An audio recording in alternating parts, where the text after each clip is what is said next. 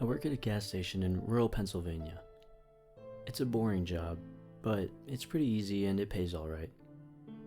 A few weeks ago, this new guy started. I'll call him Jeremy. Jeremy is weird. He's about 25 or 26, and he hardly speaks, but he's got the creepiest laugh I've ever heard. My boss and I have both noticed this, but it's never been a problem, so there's not much we can do about it. Customers have never complained about him, and he's always done his job fairly well. Up until a few weeks ago, anyway. That's when things started going missing. Employee theft can be a problem at any business that sells consumer goods, and there's only one person working at a time at this gas station. It's a pretty small place. About 2 weeks ago, my boss started noticing that we were short on motor oil. At first, it was a few containers at a time. Then entire shelves and boxes from the back room. Pretty soon, entire shipments would be gone the day after we got them, and it would always be right after Jeremy's shifts.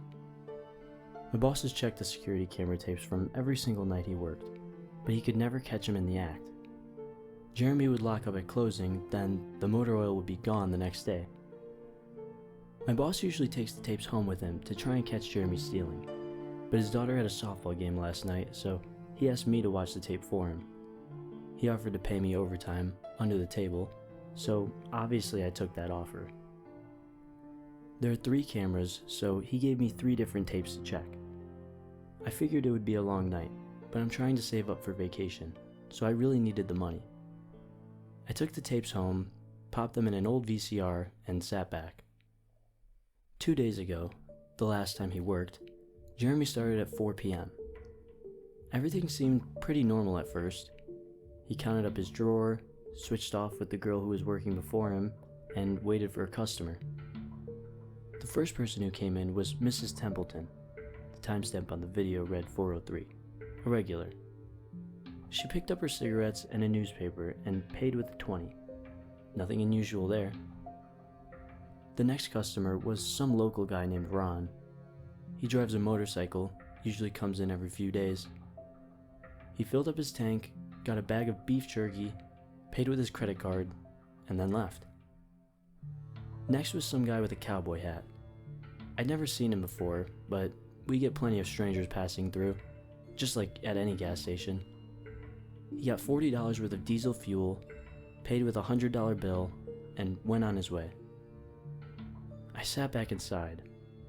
The only thing more boring than doing this job is watching someone else do it. My boss's offer was enough to keep me watching though, so I left the tape on. Everything seemed pretty normal. I had a feeling that if Jeremy was stealing motor oil, he knew we were suspicious of him by now. I didn't expect him to be dumb enough to let us catch him on camera. Things stayed boring and routine until about 5 o'clock. At 5:03, Mrs. Templeton came back in. She must have forgotten something, but she didn't.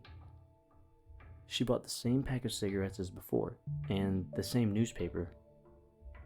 She paid with another 20. That's odd, I thought, but then again, she's a little absent-minded. I thought Jeremy would have told her she already got her smokes, but it's not against the rules to sell somebody the same thing twice. That's when Ron came in again. He bought another tank of gas for his motorcycle again. I later checked the outdoor camera because I thought maybe he had another car he wanted to fill up, and the same pack of beef jerky. He paid with his credit card again. No big deal. I figured this was just a weird coincidence. Mrs. Templeton is forgetful and Ron probably owns more than one Harley. That's when the guy in the cowboy hat came back in.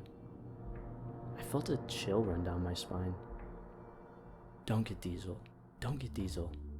I found myself whispering to my empty living room. But he did. He got $40 worth of diesel fuel and paid with another $100 bill. Every move he made was identical to his first visit, right down to the way he scratched his nose before he walked out.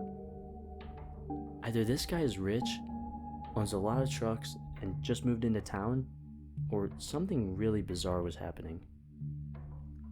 I kept watching. Every customer for the next hour was the same as before. Every single one. I was seriously freaked out. And then at 6:03, Mrs. Templeton walked back in. She bought her cigarettes and newspaper and paid with a 20 again. I thought I was going to lose it. I only watched another half hour before I started fast forwarding through the rest. It was all the same. Every customer would come in at the exact same times, exactly 1 hour apart. Now, I know what you're thinking. That sneaky Jeremy had messed with the tapes. He had run a loop of his first hour of business over and over. But that wasn't the case. There are windows around the cash register area that the camera covers, and I watched the sunlight fade as time ran on. Jeremy's routine didn't loop over. He swept, mopped, restocked, and did all his duties exactly how you would expect. But the same customers kept coming in. I was panicking at this point. Something was seriously wrong with what I was seeing, and I had no explanation for it. I skipped ahead to when he locked up and walked out to his car. He hadn't stolen anything, but I kept watching, just to make sure. I fast-forwarded one last time to about midnight. At exactly 12:03, out of nowhere, Jeremy's face pops up on camera. I don't mean he moved his head into view. I mean that 1 second, the store was empty, and the next, his face was all I could see. He wasn't looking at the camera. He was looking at me. I was sure of it. I screamed and fumbled for the remote. By the time I grabbed it, he was gone, just as soon as he had left. One frame he was there, the next he wasn't. My hands were shaking like crazy, but I popped in another tape. The other indoor camera shows the back area, by the cash register, and I would be able to see how he got up to put his face in the camera like that. I skipped ahead to 12:03, but there was nothing. I would have been able to see him standing on a chair or something on this tape, but he wasn't there. I didn't see him enter the store at all after he left. It's like he wasn't really there. He doesn't know the security code, and no alarms were triggered that night after he locked up. What I did see, however, was that at 12:03, the motor oil vanished off the shelf. All of it. Same as Jeremy's face. 1 second it was there, and the next it wasn't. I turned that tape off and went to bed, but I didn't get a wink of sleep. My body is exhausted right now, but my mind is racing. That tape was undoubtedly the creepiest, most disturbing thing I've ever seen in my life. I work in a few hours. My boss asked me to bring the tapes back in and let him know what I found. But really, what the hell am I going to say? Jeremy works the night shift tonight, directly after me, and the plan is for my boss to come in just before I leave and confront him with me, as I'm supposed to be the one who caught him stealing. I have no idea what I'm going to do. I suppose I'll have to show my boss the tapes, but I don't want to watch them with him. I never want to see something like that again. I can't get the image of Jeremy just smiling directly into the camera out of my mind. It was the creepiest look I've ever seen on another human being's face. Anyway, I'm gonna try again to get some last minute sleep before I have to go in and deal with this. I'll let you guys know what happens. Update, 2:49 p.m. Updating from my phone. Apologies in advance for any errors. My boss just finished watching the last of the tapes. I told him what to expect, but you really can't prepare someone for something like that. He's scared shitless.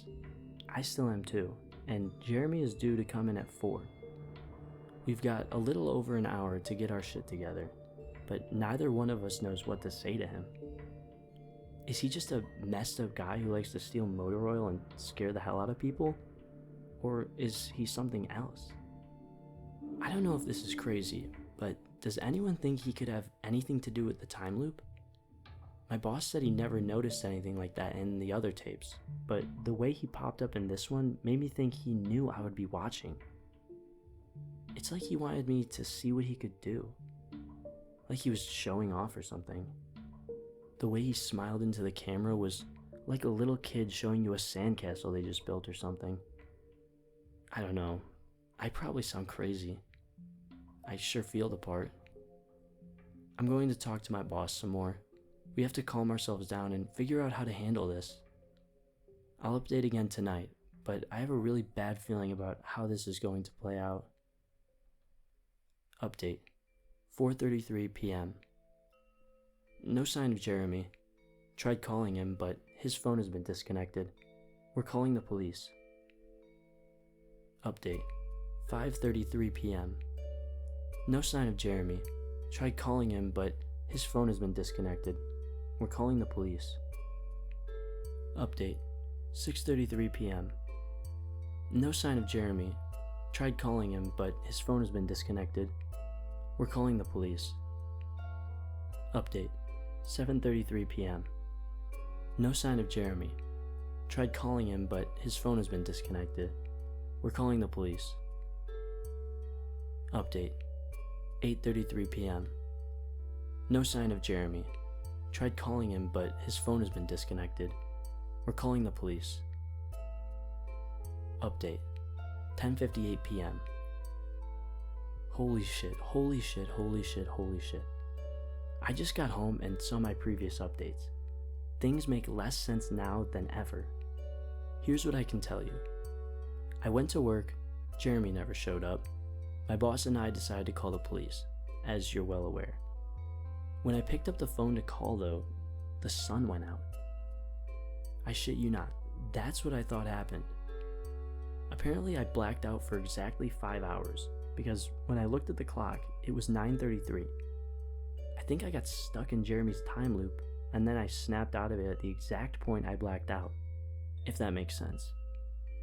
But that's when things got really weird. My boss was right next to me when I blacked out, ready to corroborate my story to the cops. When I came to, the phone was in my hand, but it was dead. Not even a dial tone. My boss was still right there, but he wasn't moving. He was standing up, but frozen. I looked at the clock again, and it wasn't moving. The second hand was stuck on the 12. It was 9:33 exactly. The clock on the register, computer screen, wasn't moving either. My phone was frozen. There was even a customer at the register waiting for my boss to get him cigarettes. I'm betting that would have been his 5th pack of the day. I got the hell out of there. Didn't lock up, didn't turn the lights out, and sorry guys, I didn't grab the security tapes to upload on the internet. Believe me, that was the last thing on my mind. The gas station is on a major highway, and cars were parked all along it. Except they weren't parked, they were frozen. The people inside were sitting still as wax statues. I got in my car and prayed that it would start. Thankfully, it did. About halfway home, time started up again. The static from the radio turned into music, like it's supposed to be, and from what I could tell by listening to the host talk in between songs, no one noticed the time freeze, or whatever it was. I was the only one. Well, I'm sure Jeremy noticed as well. I still have no clue where he is or what he's doing. I'm hiding in my room and calling the police again in the morning. I don't know if I ever got through to them before, or if I did, whether they took me seriously. I'm scared for my life at this point. I'll update tomorrow if I can. Final update, 10:33 a.m. I finally fell asleep last night around 4. I have no idea how I did it. I guess exhaustion finally got the best of me. This morning, I woke up to my phone ringing. It was my boss. He'd been calling me since about 6. He woke up when time turned back on last night and immediately called the cops. They came by to see what was wrong and he told them everything. The police around here are all small-time guys. They were more concerned with the missing motor oil than anything, but my boss figured he would take it as long as he had their attention. They decided to go looking for Jeremy. We keep all our employees' applications on file, and since Jeremy just started working here, his was easy to find. They checked the address on it and headed over to his house. You're not gonna believe what they found. The address Jeremy listed on his application was an empty lot. Or at least now it is. There used to be a house there, but it burned down in 1993. Being a small town, almost everyone remembers that fire. A family of 4 used to live there way back when. Rumor has it that they had an estranged son who they never really talked about, but I can't say for sure if that's true. What I can say is true is that after an insurance investigation, the fire was ruled an arson. The entire house was soaked in oil and torched with a Molotov cocktail. The entire family was sleeping when it happened. None of them survived. They never caught the guy who did it. Rumor has it that when they tried to contact the estranged son, no one could find him. Anyway, my boss called and told me this, and I freaked out. Then he asked me to come to the gas station. "What are you, crazy?" I said, but he assured me that the cops were there with him. Then he dropped a bomb. The FBI were also in town, and they were going to talk to me one way or another, so I might as well come in. It was about 7:15, and I wanted to go back to bed, but I figured I wouldn't be able to sleep much more anyway, so I went down. 4 men in suits greeted me and told me to have a seat. We went over everything 2 or 3 times until they got all the details down. I told them about Jeremy, the security tape, last night at work, everything. Finally, after I finished, one of the agents said, "Oh Christ, we've got another one on our hands." Then they made me sign a bunch of papers saying I wouldn't tell anyone about what happened, so I can't say much more. I might be breaking the law just by posting this. So now I'm home.